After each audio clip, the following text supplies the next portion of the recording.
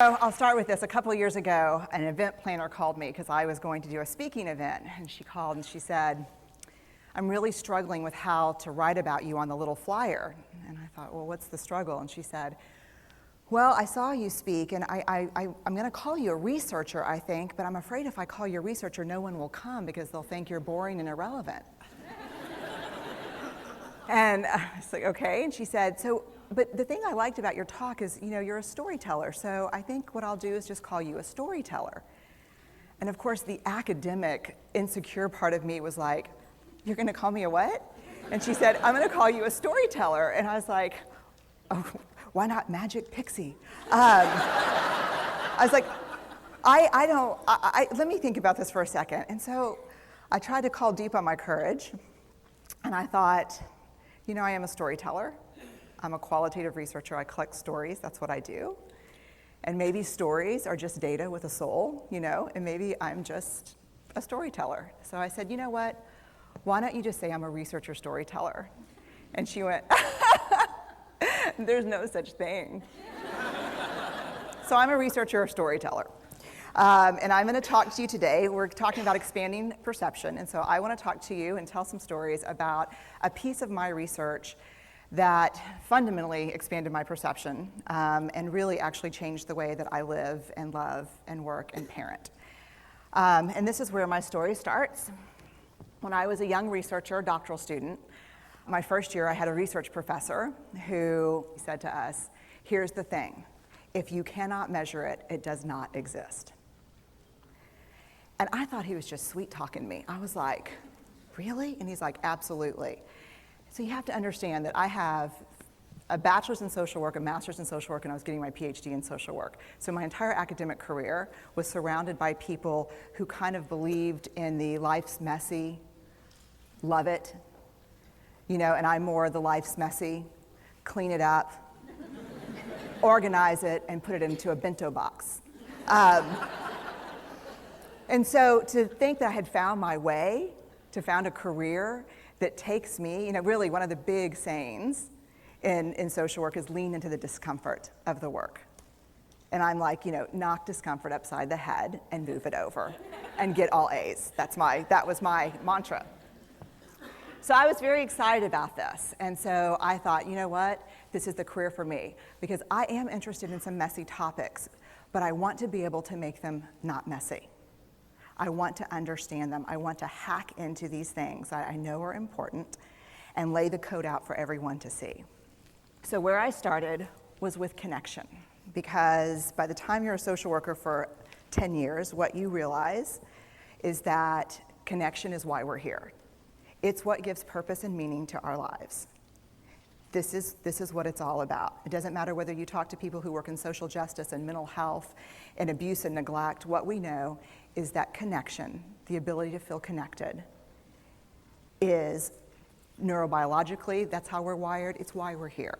So I thought, you know what, I'm going to start with connection. Well, that situation where you get an evaluation from your boss and she tells you 37 things that you do really awesome and one thing that you can't, an opportunity for growth. And all you can think about is that opportunity for growth, right? Well, apparently this is the way my work went as well, because when you ask people about love, they tell you about heartbreak. When you ask people about belonging, they'll tell you their most excruciating experiences of being excluded. And when you ask people about connection, the stories they told me were about disconnection. So very quickly, really about 6 weeks into this research, I ran into this unnamed thing that absolutely unraveled connection in a way that I didn't understand or had never seen. And so I pulled back out of the research and thought, I need to figure out what this is. And it turned out to be shame. And shame is really easily understood as the fear of disconnection. Is there something about me that if other people know it or see it, that I won't be worthy of connection? The things I can tell you about it, it's universal. We all have it. The only people who don't experience shame have no capacity for human empathy or connection. No one wants to talk about it, and the less you talk about it, the more you have it. What underpinned this shame, this I'm not good enough, which we all know that feeling. I'm not blank enough. I'm not thin enough, rich enough, beautiful enough, smart enough, promoted enough. The thing that underpinned this was excruciating vulnerability. This idea of, in order for connection to happen, we have to allow ourselves to be seen, really seen. And you know how I feel about vulnerability. I hate vulnerability. And so I thought, this is my chance to beat it back with my measuring stick. I'm going in, I'm gonna figure this stuff out, I'm gonna spend a year, I'm gonna totally deconstruct shame, I'm gonna understand how vulnerability works, and I'm gonna outsmart it. So I was ready, and I was really excited. As you know, it's not gonna turn out well. You know this. So I could tell you a lot about shame, but I'd have to borrow everyone else's time. But here's what I can tell you that it boils down to. And this may be one of the most important things that I've ever learned in the decade of doing this research. My 1 year has turned into 6 years, thousands of stories, hundreds of long interviews, focus groups. At one point, people were sending me journal pages and sending me their stories, thousands of pieces of data. And 6 years. And I kind of got a handle on it. I kind of understood this is what shame is, this is how it works. I wrote a book, I published a theory, but something was not okay. And what it was is that if I roughly took the people I interviewed and divided them into people who really have a sense of worthiness, that's what this comes down to, a sense of worthiness. They have a strong sense of love and belonging. And folks who struggle for it, and folks who are always wondering if they're good enough. There was only one variable that separated the people who have a strong sense of love and belonging and the people who really struggle for it, and that was the people who have a strong sense of love and belonging believe they're worthy of love and belonging. That's it. They believe they're worthy. And to me, the hard part of the one thing that keeps us out of connection is our fear that we're not worthy of connection, was something that personally and professionally I felt like I needed to understand better. So what I did is I took all of the interviews where I saw worthiness, where I saw people living that way, and just looked at those. What do these people have in common? And I have a slight office supply addiction, but that's another talk. So I had a manila notebook, a manila folder, and I had a Sharpie, and I was like, what am I gonna call this research? And the first words that came to my mind were wholehearted. These are kind of wholehearted people living from this deep sense of worthiness. So I wrote at the top of the manila folder, and I started looking at the data. In fact, I did it first in this in a 4-day, very intensive data analysis where I went back, pulled these interviews, pulled the stories, pulled the incidents. What's the theme? What's the pattern? My husband left town with the kids because I always go into this kind of Jackson Pollock crazy thing where I'm just like writing and going and kind of just in my researcher mode. And so here's what I found. What they had in common was a sense of courage. And I want to separate courage and bravery for you for a minute. Courage, the original definition of courage, when it first came into the English language, it's from the Latin word cur, meaning heart. And the original definition was to tell the story of who you are with your whole heart. And so these folks had, very simply, the courage to be imperfect. They had the compassion to be kind to themselves first and then to others, because as it turns out, we can't practice compassion with other people if we can't treat ourselves kindly. And the last was they had connection, and this was the hard part, as a result of authenticity. They were willing to let go of who they thought they should be in order to be who they were, which is, you have to absolutely do that for connection. The other thing that they had in common was this. They fully embraced vulnerability. They believed that what made them vulnerable made them beautiful. They didn't talk about vulnerability being comfortable, nor did they really talk about it being excruciating, as I had heard earlier in the shame interviewing. They just talked about it being necessary. They talked about the willingness to say, I love you first. The willingness to do something where there are no guarantees. The willingness to breathe through waiting for the doctor to call after your mammogram. The willing to invest in a relationship that may or may not work out. They thought this was fundamental. I personally thought it was betrayal. I could not believe I had pledged allegiance to research, where our job, the definition of research is to control and predict, to study phenomenon for the explicit reason to control and predict. And now my mission to control and predict had turned up the answer that the way to live is with vulnerability and to stop controlling and predicting. This led to a little breakdown, which actually looked more like this. And it did. It led to I call it a breakdown, my therapist calls it a spiritual awakening. Spiritual awakening sounds better than breakdown, but I assure you it was a breakdown. And I had to put my data away and go find a therapist. Let me tell you something. You know who you are when you call your friends and say, I think I need to see somebody. Do you have any recommendations? Because about 5 of my friends are like, woo, I wouldn't want to be your therapist. And I was like, what does that mean? And they're like, I'm just saying, don't bring your measuring stick. It's like, okay. So I found a therapist. My first meeting with her, Diana, I brought in my list of the way the wholehearted live. And I sat down, and she said, how are you? And I said, I'm great, I'm okay. And she said, what's going on? And I said, and this is a therapist who sees therapists, because we have to go to those because their BS meters are good. And so I said, here's the thing, I'm struggling. And she said, what's the struggle? And I said, well, I have a vulnerability issue, and I know that vulnerability is kind of the core of shame and fear and our struggle for worthiness, but it appears that it's also the birthplace of joy, of creativity, of belonging, of love, and I think I have a problem, and I need some help. And I said, but here's the thing, no family stuff, no childhood shit, I just need some strategies.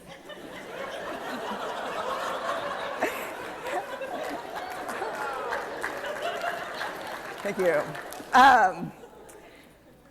So she goes like this.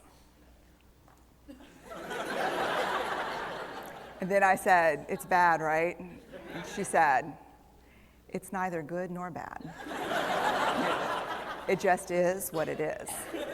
And I said, oh my God, this is gonna suck. And it did, and it didn't. And it took about a year. And you know how there are people that, like, when they realize that vulnerability and tenderness are important, that they kind of surrender and walk into it? A, that's not me. And B, I don't even hang out with people like that. For me, it was a year-long street fight. It was a slugfest. Vulnerability pushed, I pushed back. I lost the fight, but probably won my life back. And so then I went back into the research and spent the next couple of years really trying to understand what the wholehearted, what the choices they were making, and what are we doing with vulnerability? Why do we struggle with it so much? Am I alone in struggling with vulnerability? No. So this is what I learned. We numb vulnerability. When we're waiting for the call, it was funny, I sent something out on Twitter and on Facebook that says, how would you define vulnerability? What makes you feel vulnerable? And within an hour and a half, I had 150 responses. Because I wanted to know, what's out there. Having to ask my husband for help because I'm sick and we're newly married. Initiating sex with my husband, initiating sex with my wife. being turned down, asking someone out, waiting for the doctor to call back, getting laid off, laying off people. This is the world we live in. We live in a vulnerable world. And one of the ways we deal with it is we numb vulnerability. And I think there's evidence, and it's not the only reason this evidence exists, but I think that it's a huge cause. We are the most in debt, obese, addicted, and medicated adult cohort in US history. The problem is, and I learned this from the research, that you cannot selectively numb emotion. You can't say, here's the bad stuff. Here's vulnerability, here's grief, here's shame, here's fear, here's disappointment. I don't want to feel these. I'm going to have a couple of beers and a banana nut muffin. I don't want to feel these. And I know that's knowing laughter. I hack into your lives for a living. I know that's, God. You can't numb those hard feelings without numbing the other affects or emotions. You cannot selectively numb. So when we numb those, we numb joy. We numb gratitude. We numb happiness. And then we are miserable and we are looking for purpose and meaning. And then we feel vulnerable. So then we have a couple of beers and a banana nut muffin. And it becomes this dangerous cycle. One of the things that I think that we need to think about is why and how we numb. And it doesn't just have to be addiction. The other thing we do is we make everything that's uncertain certain. Religion has gone from a belief in faith and mystery to certainty. I'm right, you're wrong, shut up. That's it. Just certain. The more afraid we are, the more vulnerable we are, the more afraid we are. This is what politics looks like today. There's no discourse anymore. There's no conversation. There's just blame. You know how blame is described in the research? A way to discharge pain and discomfort. We perfect. If there's anyone who wants their life to look like this, it would be me. But it doesn't work, because what we do is we take fat from our butts and put it in our cheeks. Which just, I hope in 100 years people will look back and go, wow. You know? And we perfect, most dangerously, our children. Let me tell you what we think about children. They're hardwired for struggle when they get here. When you hold those perfect little babies in your hand, our job is not to say, look at her, she's perfect. My job is just to keep her perfect, make sure she makes the tennis team by 5th grade and Yale by 7th grade. That's not our job. Our job is to look and say, you know what? You're imperfect and you're wired for struggle, but you are worthy of love and belonging. That's our job. Show me a generation of kids raised like that and we'll end the problems I think that we see today. We pretend that what we do doesn't have an effect on people. We do that in our personal lives. We do that corporate, whether it's a bailout, an oil spill, a recall. We pretend like what we're doing doesn't have a huge impact on other people. I would say to companies, this is not our first rodeo, people. We just need you to be authentic and real and say, we're sorry, we'll fix it. But there's another way, and I'll leave you with this. This is what I have found. To let ourselves be seen, deeply seen, vulnerably seen. To love with our whole hearts, even though there's no guarantee. And that's really hard, and I can tell you as a parent, that's excruciatingly difficult. To practice gratitude and joy in those moments of kind of terror when we're wondering, can I love you this much? Can I believe in this passionately? Can I be this fierce about this? Just to be able to stop and instead of catastrophizing what might happen, to say, I'm just so grateful. Because to feel this vulnerable means I'm alive. And the last, which I think is probably the most important, is to believe that we're enough. Because when we work from a place, I believe, that says, I'm enough, then we stop screaming and start listening. We're kinder and gentler to the people around us, and we're kinder and gentler to ourselves. That's all I have. Thank you.